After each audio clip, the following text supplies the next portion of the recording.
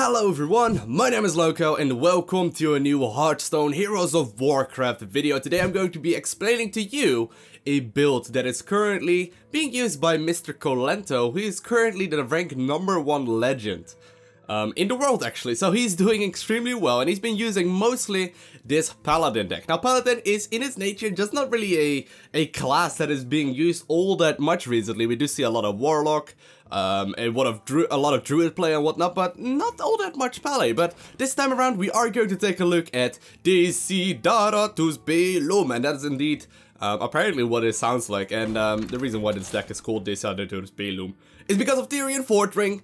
This is the one legend that this deck does have, and I would say this one is not necessary, but it does help out a lot. It does definitely help out in so many situations.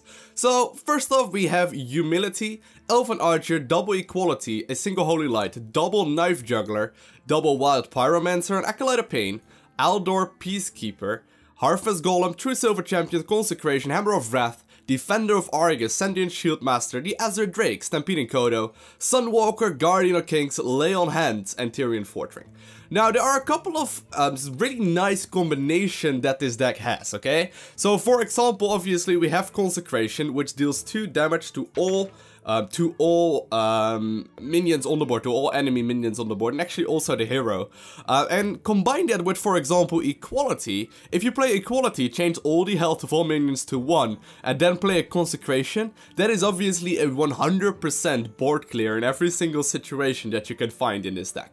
So in total to craft, if you would craft this from scratch, this deck costs 3,520 arcane dust, and obviously a big part of that is Tirion Fordring. You could, however, replace him with another minion if you want. You could, for example, go for a second Guardian of Kings or something like that, but just keep in mind, Tirion Fordring, just a very solid all-round unit.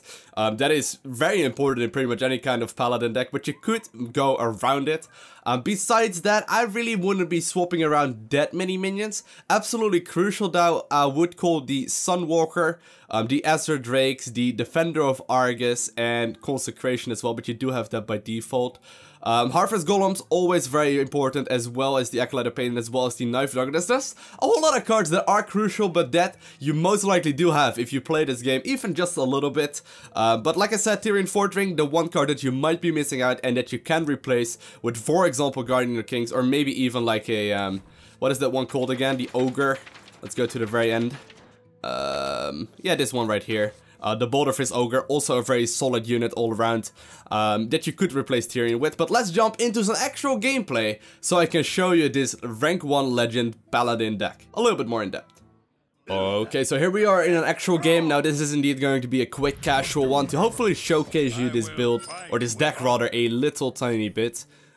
Keep in mind, I'm not the best player in the world, I'm just gonna try my best. Currently, I'm hovering right around rank 10 or so, with the season just being reset, so just to give you a bit of an indication. Do I want to keep my Aldor Peacekeeper right here? Actually, like, most of the time it happens so often that I'm like, I'm wishing I had the Peacekeeper already in hand. So, I'm just gonna keep this. Knife Juggler turn 2, Harvest Golem turn 3, totally okay with that. Don't really have many 1-drops in this deck, so that is a bit frustrating, but most of the time I have noticed that it's really not necessary. Now I did get to right around rank 10 with this deck alone, all the way from, I believe it was 17, without that many losses. I was actually quite surprised with how solid the deck was all around, so hopefully I'll be able to showcase you how this game will work for now. Now this obviously is not going to be the highest level opponent in the world at all, so we will see.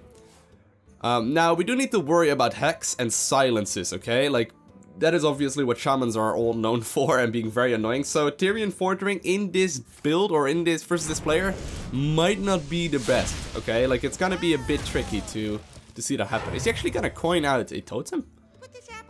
Oh no, he's gonna coin out his own Knife Juggler, okay. Interesting. I'm just gonna Harvest Golem here. Really no reason for me to play the Peacekeeper. I think he's gonna play the Wolves. Wouldn't be too surprised if he does so. He's actually going to go for a totem. It's not doing all that much. I'm sorry, dude.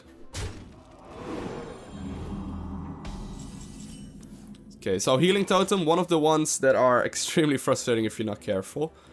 Wild Pyromancer. Could play it right now, don't really want to. So here's what we do. I'm gonna play the Knife Juggler, then hit him in the face, and then play my Reinforced Hero Power. Okay, so hopefully next turn we will be able to get that thing down. Oh, and there we go, we get it perfectly. Well done, Mr. Knife Juggler, getting the perfect hits off. That actually barely ever happens. I gotta be honest, like for anyone who's watching the live stream whenever I play Hearthstone, I am probably one of the most unlucky Knife Jugglers in the entire world, so I'm quite glad with the way this one turned out so far. Okay, another healing totem. Gonna be playing the Azure Drake next, most likely, depending on what he does right here. He is gonna lightning bolt it, which is fine by me. Gotta get some extra card draw going with the Azure Drake, and it's pretty much like the perfect turn 5 play in this sort of situation, so here we go.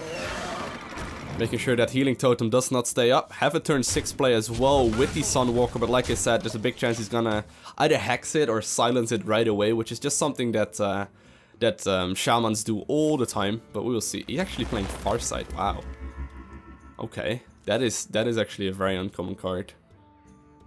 I hope he doesn't get like too good of a thing out of that. Actually, I've never really seen that in Constructed, so he might just be testing out a deck. Going for the Frost Shock even though it's free, so it doesn't really do a whole lot. Okay, so here we go. I have my Wild Pyromancer Equality combination in hand, okay? I'm not gonna play it right now because it's absolutely useless, but what I could do, if let's say my opponent gets like real bad game dominance and he has the entire board and I can't break it at all, what I can do is play the Wild Pyromancer Equality and that will actually clean up the board entirely. But you gotta keep in mind that it will also lower the health of all of my minions to 1. So, you know, it is basically gonna be a 100% board clear at that point, because everything will just sort of die. So you gotta keep that in mind. Gotta play the Sunwalker right here. Very, very strong card, having the Defiant Shield as well as the Taunt. He's gonna either have to kill it, which is frustrating as a shaman to do, or he's gonna have to hex it right away. If he doesn't have a hex or a silence in hand, there's really no way for him to get past it, and it doesn't look like he has. Gonna first play, okay, that guy, whatever. That's not really too scary. And a Manatite Totem, okay. Well, we're gonna have to get rid of both of those. Can't allow him to have those up for too long. Okay, so what do we do? I think I'm just gonna Azure Drake and play Reinforce the hero power. The Silver Hand Recruit is what it's called. There we go. Yeah, so I'm gonna Azure Drake. Hit it in the face. Reporting for duty. Kill that and hit him in the face. So I'm just slowly but surely chipping away at him. And at this point, the game is already going very, very much so in my favor. Now, even if he cleans up the board, which is going to be near impossible for him at this point, to be honest, I still will be able to get back into this with the amount of minions that I have in hand. Aldor Peacekeeper lowering the attack of any big minion to 1, which is huge. So he's gonna Lightning Storm right now, which is gonna get rid of a couple of things, but not all that much. And I should be able to just continue playing right here. I actually could play my Defender of Argus to be completely annoying to him. I think that's actually going to be my best bet here, because that means one of my drakes will also stay alive. Yeah, let's actually do that. Play the Defender. Kill this wolf. Kill this wolf as well. And then hit him in the face with that. Now what do we do with the rest of the mana that we have? Could play a Truesilver here, or I could play a Harvest Golem. I think I'm gonna save my Harvest Golem in case he does manage to clear it up. And just hit him in the face once. Get some extra life back as well, and end the turn. Okay, so far so good.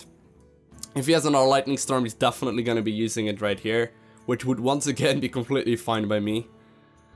Because I still would have pretty good dominance actually. He's actually gonna go for the Earth Elemental. Quite surprising right there. Okay.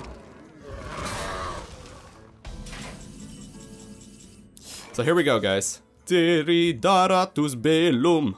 I just want to play him for the sake of playing him, okay? Here we go. You ready for the music? Here we go. Put your faith in the light. Always love that, always love that. So who do we sack? Fine, I'll eat some damage, which is completely cool right now. get rid of one of my drakes. Just because of the amount of life that this guy still has. And let's keep hitting him. And did I actually have lethal right there? I'm not, yeah, no, I actually just barely did not have lethal right there. I'm pretty sure. I could have maybe had lethal right there, didn't really check for it. But either way, this game should have showcased you pretty decently how this deck does work. I would definitely recommend you give it a try. If you have the card, it is extremely strong. Very much so something I would recommend giving a try, and he actually decides to kill himself right there. So if you enjoyed the video, hit that like button. If you really enjoyed it, and you want to see more, hit that subscribe button below. It will be a pretty red button. If you haven't done so already, it will be right below the video. And other than that, I want to thank you guys all for watching. Have an amazing day. Do not forget to smile, and I will see you in the next video. Oh, oh, oh, oh, oh, oh, oh, oh, oh, yeah.